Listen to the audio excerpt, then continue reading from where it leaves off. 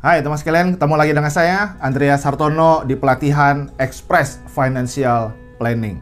Dan di video kali ini saya bercerita kepada Anda tentang latar belakang kenapa saya membuat yang namanya video pelatihan Express Financial Planning ini.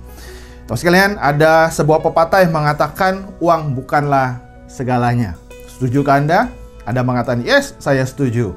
Tetapi banyak di antara Anda juga mungkin setuju dengan statement berikut ini. Tapi saat ini segala-galanya membutuhkan uang. Betul? Yes.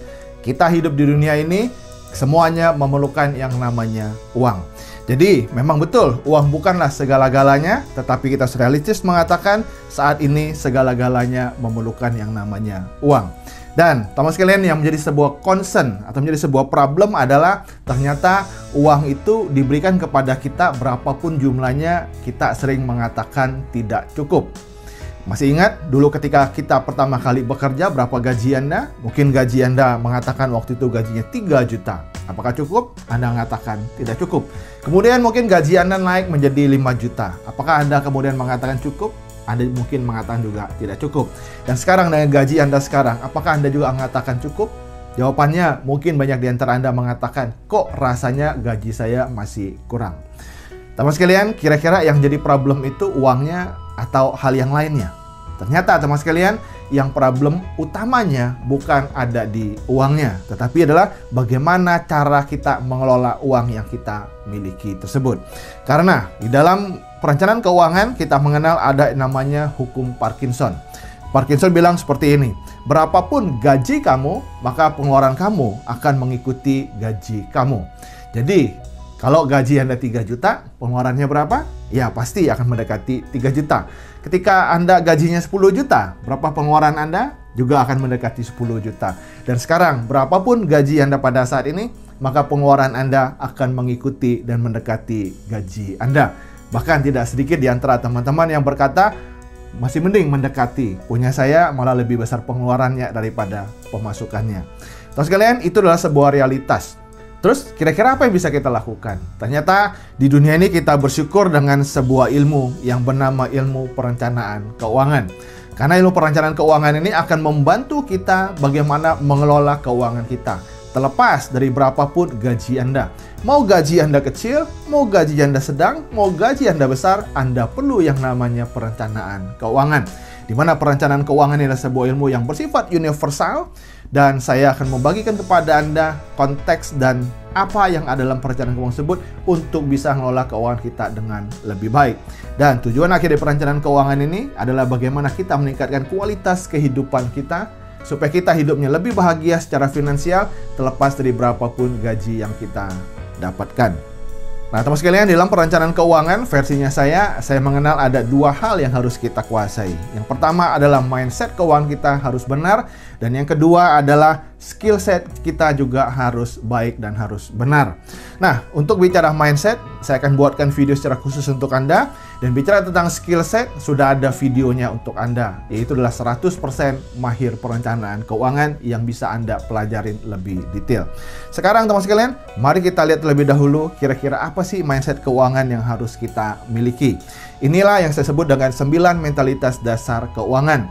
Di mana 9 mentalitas dasar keuangan ini saya bagi menjadi 4 hal yang utama. Yang pertama adalah bagaimana cara kita mengelola pemasukan kita atau mengelola income kita. Nah, bicara tentang mengelola income, mengelola pemasukan, ada 3 mindset yang harus kita miliki. Yang pertama adalah kita harus punya mindset untuk mau memberi. Memberi apa? Memberi lebih kepada diri kita. Karena sebuah filosofi mengatakan semakin tinggi nilai tambah sesuatu, maka dia akan dihargai lebih tinggi. Maka saya harus membuat diri saya lebih berharga. Saya harus membuat diri saya lebih bernilai tambah. Gimana caranya? Saya harus belajar. Dan dalam kehidupan ini saya selalu memberi, dan memberi. Mungkin memberi waktu yang lebih, memberikan pemikiran yang lebih, memberikan perhatian yang lebih, dan hal-hal yang lainnya. Dengan saya memberi sesuatu yang lebih, maka rezeki yang saya dapatkan pun juga harusnya jauh lebih gampang untuk saya terima. Kemudian yang kedua, bicara tentang pemasukan, mentalitasnya adalah kita harus menjadi pribadi yang jujur. Banyak penelitian mengatakan jujur itu berhubungan dengan kebahagiaan seseorang. Dan kejujuran itu juga berbanding lurus dengan kesejahteraan seseorang. Maka orang yang jujur biasanya lebih dicari oleh orang-orang dimanapun kita berada. Kemudian yang ketiga, teman sekalian, adalah mentalitas yang kita harus menjadi pribadi yang bersyukur. Berapapun uang yang kita terima harus kita syukuri.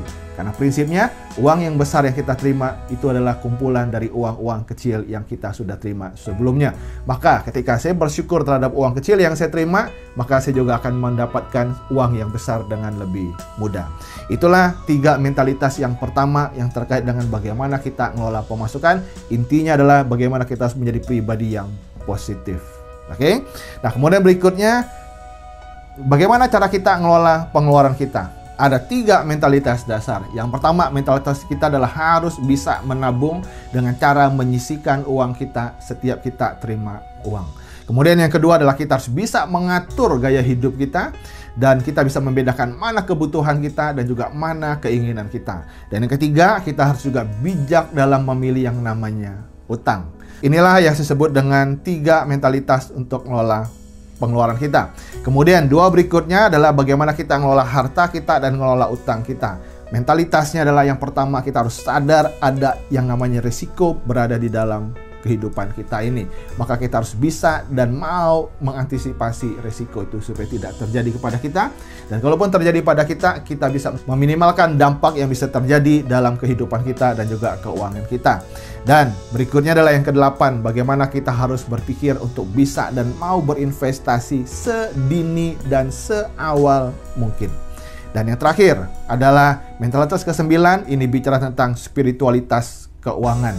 Di mana spiritualitas keuangan ini ingin mengatakan bahwa berapapun uang yang kita terima, kita harus kembalikan juga kepada orang-orang yang ada di sekitar kita.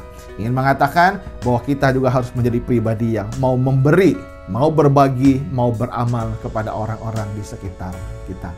Teman sekalian, inilah yang disebut dengan 9 mentalitas dasar keuangan. Dan ini sebenarnya merupakan intisari dari sebuah konsep yang disebut dengan electro-finance, di mana ke-9 mentalitas dasar ini sebenarnya adalah perwujudan dari simbol-simbol ataupun fungsi-fungsi komponen-komponen elektronika yang ada di kehidupan kita. Teman sekalian, inilah yang disebut dengan 9 mentalitas dasar keuangan.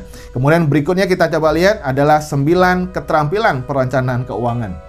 Dan ini sudah ada trainingnya khusus untuk Anda, adalah bagaimana kita ngelola keuangan kita. Tidak hanya mindset yang benar, tapi juga kita punya keterampilannya, punya skill setnya. Di mana keterampilan itu dibagi menjadi 4 pilar. Yang pertama adalah cash flow planning, di mana cash flow planning tadi kita harus punya keterampilan membaca indikator kesehatan keuangan kita. Sehingga kita bisa tahu kita saat ini uangnya sedang sehat atau sedang sakit. Kemudian kita juga harus bisa mengelola cash flow kita, mengatur income kita, mengatur expense kita dengan metode-metode yang saya berikan kepada Anda di modul 100% mahir perencanaan keuangan. Kemudian yang ketiga juga terkait dengan cash flow planning adalah bagaimana kita harus bijak dalam memilih utang. Kita harus mengenali jenis-jenis utang dan kita juga bisa punya strategi bagaimana cara melunasi utang. Itulah 3 keterampilan pertama dari cash flow planning. Kemudian keterampilan keempat terkait dengan protection planning adalah bagaimana kita harus menentukan jumlah alokasi dana darurat yang harus kita miliki. Kemudian kita juga bisa menghitung berapa besar proteksi asuransi yang harus dimiliki oleh Anda ataupun oleh anggota keluarga Anda. Kemudian berikutnya adalah 4 keterampilan ini terkait dengan investment planning. Yang pertama adalah bagaimana kita menghitung nilai uang kini dan masa mendatang. Jadi Anda punya keahlian, Anda punya keterampilan, Anda bisa tahu kalau uang sekarang 160 juta, berapa uangnya di masa yang akan datang. Kemudian berikutnya Anda juga bisa menentukan berapa investasi yang harus Anda lakukan setiap bulannya atau setiap tahunnya untuk tujuan-tujuan keuangan Anda. Kemudian Anda juga bisa punya keterampilan memilih dan mengenal produk-produk investasi yang aman, yang menguntungkan, dan juga bisa dibeli dengan modal yang kecil. Kemudian keterampilan berikutnya adalah bagaimana kita juga harus bisa membaca tren pergerakan investasi sehingga kita bisa memaksimalkan keuntungan dari investasi yang kita lakukan. Dan yang terakhir adalah yang ke-9 yang terkait dengan pilar pension planning adalah bagaimana kita harus juga bisa mempersiapkan dana pensiun kita dan juga bisa mendistribusikan warisan kepada anak-anak dan keluarga kita. Ini yang disebut dengan 9 keterampilan perencanaan keuangan. Anda ingin tahu lebih detail, silakan Anda bisa cek pelatihan 100% mahir perencanaan keuangan. Dan di modul ini, modul yang ekspres ini, saya akan jelaskan kepada Anda 4 pilar perencanaan keuangan secara cepat. Yang pertama adalah bagaimana kita ngatur cash flow, yang kedua adalah bagaimana kita mengelola protection planning, yang ketiga bagaimana kita mengatur investment planning, dan yang keempat adalah bagaimana kita mengatur yang namanya pension planning. Dan dengan mengetahui 4 pilar tersebut dan apa saja yang harus Anda siapkan, harusnya dengan modul Express Financial Planning ini pun Anda juga bisa merubah keuangan Anda menjadi lebih baik. Terima kasih teman sekalian, sampai ketemu lagi dengan saya di video berikutnya. Bye-bye!